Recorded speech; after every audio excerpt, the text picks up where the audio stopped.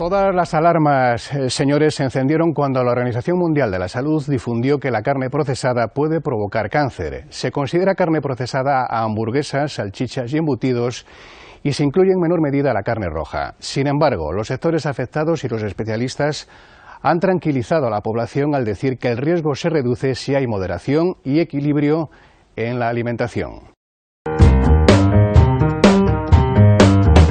Hasta llegar al plato del consumidor, los productos realizan un largo viaje, un camino sin retorno que empieza en el origen, en la huerta o la granja.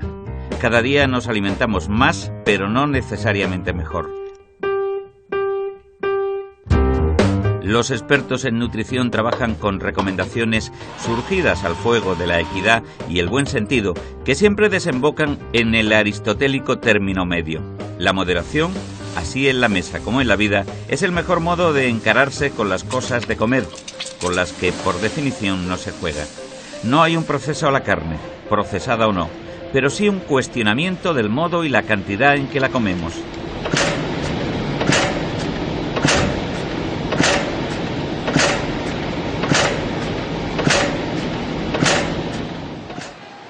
El adelanto del informe de la Organización Mundial de la Salud sobre el consumo de carnes rojas y procesadas y su vinculación con el cáncer colorectal sorprendió en la comunidad científica y sentó como una bomba entre los productores y comerciantes y entre los consumidores, a menudo recelosos ante los sobresaltos causados por algunas indicaciones de las autoridades de salud en materia tan seria como la alimentación.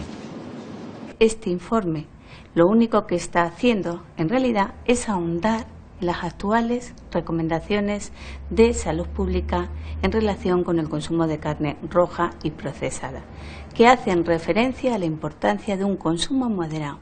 Ya lo decíamos, tanto la OMS como los organismos nacionales, esta propia agencia, así está recogido en las guías nutricionales, en las pirámides nutricionales. Este tipo de noticias puede crear desasosiego en determinados sectores, pero el papel de las sociedades científicas es precisamente eso, aportar a la población la información real y veraz sobre qué es bueno y qué es malo para que la población decida qué quiere hacer.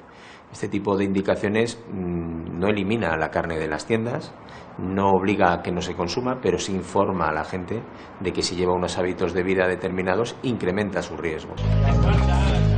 La Agencia Internacional para la Investigación sobre el Cáncer, que es la que ha realizado el estudio de la OMS, considera carne roja la de vaca, cordero, cerdo, caballo y cabra, mientras que cataloga como carne procesada aquella que se somete a algún procedimiento químico de conservación, como los ahumados o la salazón.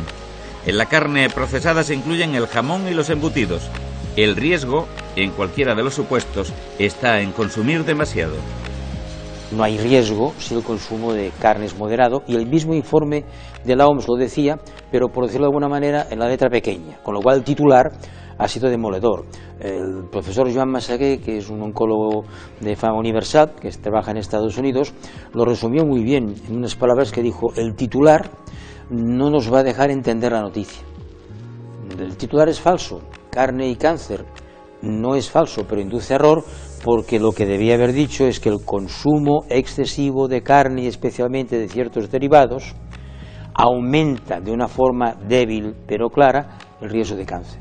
Por procesado podemos incluir muchísimas actividades, desde un deshuese de una carne que no tiene nada que ver con lo que el informe habla, hasta un cocinado en una casa. Es decir, que realmente yo creo que el término es muy global. Yo creo que también se han confundido los términos, es decir, en el informe se habla de determinados procesos de elaboración de determinados productos, pero ya yo creo que se ha aprovechado pues para incluir productos que están demonizados, como una hamburguesa, que es una carne picada 100% de vacuno perfectamente.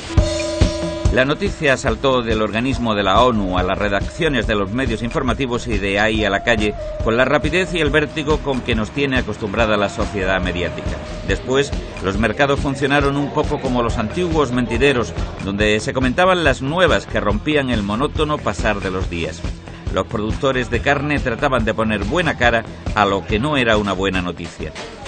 Hablar ahora mismo y decir, pues está afectando mucho o poco, yo creo que hay que dejar todavía que pasen estas primeras semanas para valorarlo. Afecta tanto desde la granja hasta el consumidor final.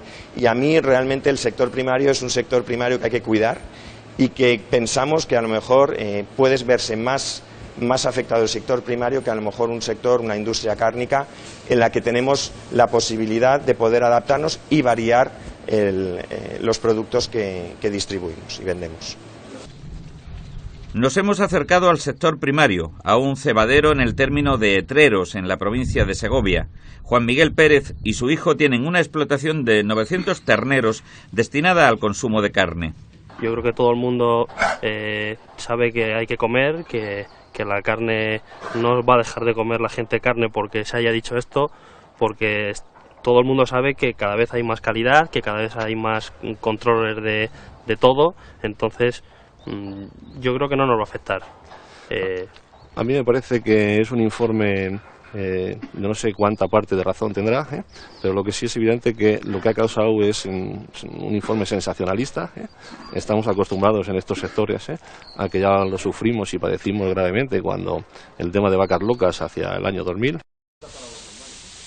Los terneros llegan al cebadero con 6 o 7 meses y permanecen otros 7 u 8 hasta que son trasladados al matadero para ser sacrificados.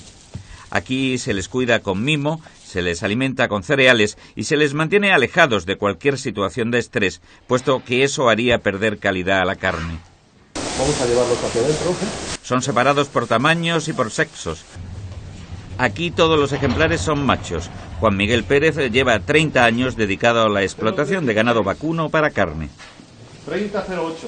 Nada tiene que ver las instalaciones con las que se contaban hace 30 años, con lo que se cuenta hoy. Las de hace 30 años eran instalaciones muy pequeñas, instalaciones muy cerradas. Los animales tenían más bien confinados. Y bueno, y la verdad es que se hacía lo que mejor se podía en cada momento, pero la evolución de la ganadería en los últimos 30 años es la misma evolución que ha sufrido todos los sectores y todos los ámbitos de la vida. Yo creo que eso se ha traducido mucho en la calidad. Yo creo que la evolución de los años ha hecho que la calidad de la carne cada vez sea mejor. El informe se conocerá en su integridad en las próximas semanas, pero por lo que se ha adelantado se sabe que la novedad radica en que la carne se ha colocado en el mismo grupo de riesgo cancerígeno que el tabaco, el alcohol o el amianto, si bien con un nivel mucho más bajo de peligrosidad. La IARC divide los factores de riesgo en 5 grupos, del grupo 1 al grupo 4, y el grupo 2 se divide en 2 grupos. Entonces el grupo 1 es aquel grupo que hay evidencia científica confirmada de que el uso de ese tipo de sustancia, sea la que sea, incrementa el riesgo de cáncer. Ahora, dentro de esa caja, de ese epígrafe, tenemos factores con unas diferencias de riesgo brutales. Está el tabaco, está el amianto, está la carne, donde realmente el papel que juega el riesgo de cáncer no tiene la magnitud que tienen, aunque estén en el mismo saco. No estamos hablando, por supuesto, de ninguna alerta. Eso es importantísimo, que quede muy claro. Lo único que están hablando de que han evidenciado epidemiológicamente pequeños incrementos, pero muy pequeños incrementos de riesgo en cáncer colorectal en personas que tienen un consumo muy excesivo de carne procesada. Nada que ver con cualquier otra alerta alimentaria. Ya digo que en este cáncer el tabaquismo, por ejemplo, el sedentarismo, por ejemplo, son factores de riesgo muchísimo más relevantes y muchísimo más importantes. Algunos expertos consideran que detrás del informe de la Organización Mundial de la Salud late la preocupación de este organismo de la ONU por el hecho de que en los países ricos se come carne en exceso, lo cual repercute negativamente en quienes la consumen y al tiempo supone una merma de recursos naturales que podrían estar dedicados a cultivos menos costosos energéticamente que la crianza de animales. Eso al margen de otras cuestiones sociales e ideológicas. En el margen o en el marco de lo que consideramos políticamente correcto, la carne no tiene buena prensa. El animalismo, la preocupación por el bienestar animal, el buscar una alimentación más natural, hay toda una serie, sobre todo en la sociedad, digamos, bien pensante y en niveles culturales altos, y son ideologías muy respetables, que la carne tiene mala imagen. Y esto ha hecho también que sea un poco, que explique esto, la resonancia que ha tenido el tema. El informe de la OMS se ha hecho a través del trabajo de 22 científicos de 10 países. Para ello han analizado más de 800 estudios de los lugares más diversos del planeta, de modo que aunque las conclusiones sean uniformes, no cabe pensar que haya dos países ni dos personas que coman igual, aunque coman lo mismo.